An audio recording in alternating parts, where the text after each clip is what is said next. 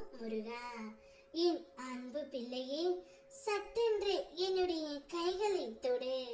வருகின்ற ஞாயிற்றுக்கிழமை உன் கையில் நீ நினைத்து கூட பார்க்க முடியாத ஒரு அதிசயம் உன்னுடைய வாழ்க்கையில் நடக்கப் போகின்றது.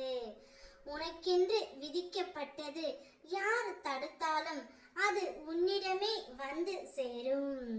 நீ எதை எதிர்பார்த்து இத்தனை நாட்களாக காத்து கொண்டு இருந்தாயோ அவை அனைத்துமே வருகின்ற ஞாயிற்றுக்கிழமைக்குள் கையில் வந்து சேரும் தங்கமே.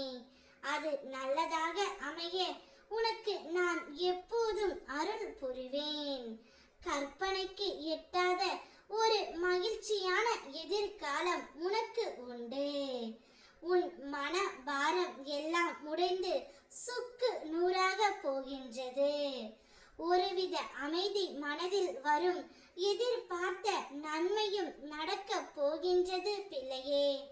இதுவரை பின்னுக்கு இழுத்து சென்ற மகிழ்ச்சிகள் இப்போது முன்னேற துணை நிற்கும்.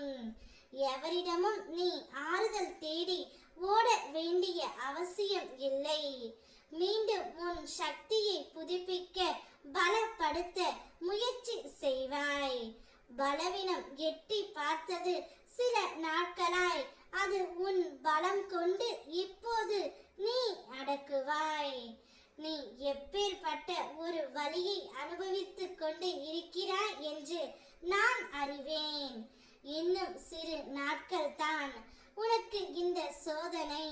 கவலை எல்லாம் திருச்செந்தூரில் இருந்து உனக்கு வாக்கு அளிக்கின்றேன் பிள்ளையே. கூடிய விரைவில் உன் வாழ்க்கைக்கான போராட்டம் நீங்கி நீ மிகவும் சந்தோஷமாகவும் நிம்மதியாகவும் ஒரு வாழ்க்கையை வாழ்வாய். என் ஆசீர்வாதம் எப்போதும் உனக்கு உண்டு. பல அதிசயங்கள் உன்னுடைய வாழ்க்கையில் நடக்கும். உன்னுடைய பண பிரச்சனைக்கு ஒரு நல்ல தீர்வு வரும். உனக்கு உதவ ஒருவரை அனுப்பி இருக்கின்றேன். அவர்கள் உன் நிலைமையை சரி செய்ய உதவுவார்கள். விரைவில் உன் பணம் கடன் பிரச்சனை தீரும். மனதார ஓ முருகா என்று என்னை கூறி நன்றியும் கூறுவாய். உன்னை தூக்கிவிட தந்தை சொத்து இல்லை என கவலை கொள்ளாதே தங்கமே. அதை நீயே உருவாக்க போகின்றாய். அதற்குத்தான் இத்தனை நாட்கள் சோதனை கண்டாய். இனி உனக்கு நல்ல காலமே பிள்ளையே. அடுத்தவர்கள் உனக்கு கொடுக்கும் விமர்சனங்கள் சரியானதாக இருப்பேன் திருத்திவிட்டு நகரு. தவறாக இருப்பேன் சிரித்துவிட்டு நகரு பிள்ளையே. அவ்வளவுதான் வாழ்க்கை.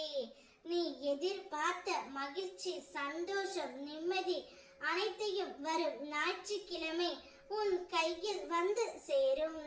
நீ கேட்ட பணமும் உன்னுடைய கையில் வந்து கிடைக்கும்.